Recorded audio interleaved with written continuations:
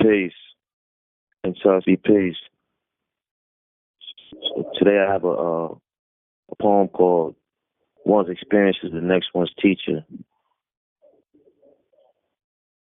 Peace be unto us all on this day while currently being housed at Little Flower Family Service, and also to all of the staff and employees who took the time out of your everyday life schedule to protect, provide, and care for the boys and girls while at Little Flower.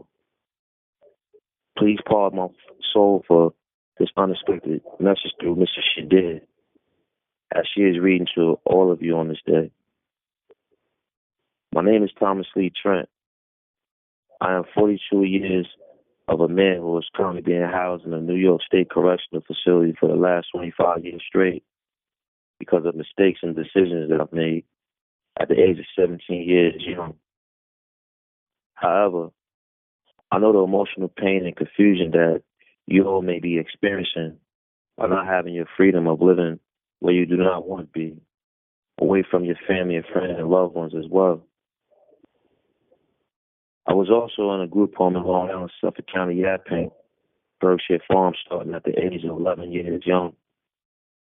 My life turned upside down the day I was informed that my mother was found dead out of state while I was in a group home. I was dealing with mixed emotions because part of me felt as if I died right along with her on that day. So I ran away and got into more trouble unexpectedly, something that was no place to be in as a child.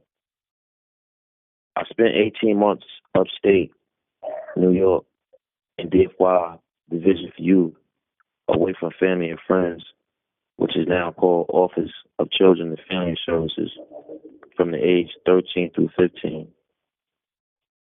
I also spent from the age 16 through 17 in Riverhead County Jail for 8 months. I was released and returned back the same year at the age of 17 and was sentenced to the Department of Corrections and Community and Supervision for 30 years of life, which I have 25 years of that time and now as I speak. Every day of my life that goes by, I wish I could turn back the hands of time and replace myself back in the group home where you all are in now. I could never get back all of the time that I've spent in the system, nor the close family and loved ones that I lost while being in here. Looking back into the past and the present day as an adult, I now realize what the staff and employees had to offer back then, which was the tools and jewels to shape us and to become somebody very important as a leader, as they are doing their best with you all right now to survive longer on the outside world in life. There are times when we each feel that others have abandoned us, rejected, or criticized us. It is easy to see what others do to us while we forget the drama and troubles we create for ourselves. The only way to eliminate and to stop the stress and pain is to stop doing the things that create it. The most difficult things to face in life are the things you do not know about yourself. We have to ask ourselves, what is my purpose in life? Most importantly, realize that our future lies in our own hands. It is your responsibility to make a decision, a choice about what is important to you.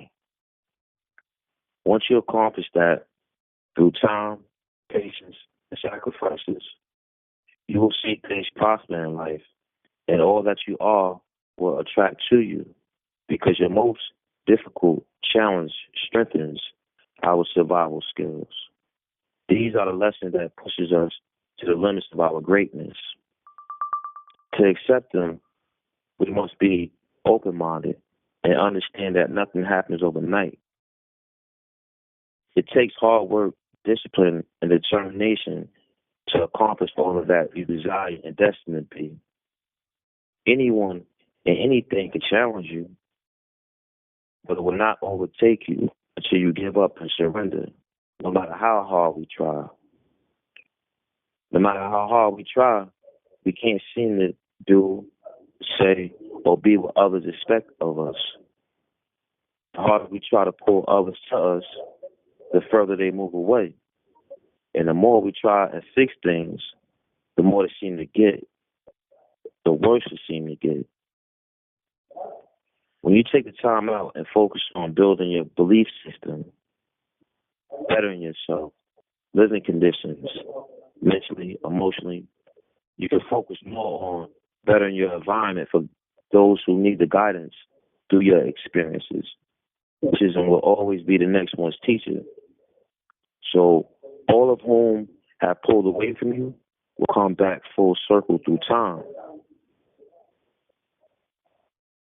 I know this to be true because, as I stated before, since being in the system, many who I felt are alive that I lost slowly came back into my life, such as Mrs.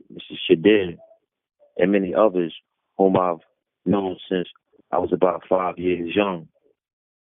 She always tried to steer me in the right path of greatness by staying out of trouble and making something of myself, along with many others, which I never listened when I wish that I had, because she cared, as she, along with the staff that are with you all, do now. I thought I knew it all, and I had life figured out, but I really had no clue to what life was. I didn't know how to read, write, nor spell until I turned 23 years under these conditions.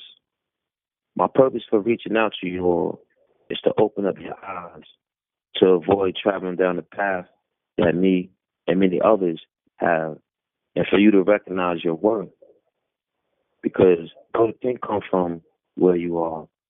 You just have to apply yourself and embrace those who truly care about the conditions of your whole well-being. As one of God's children, your parents'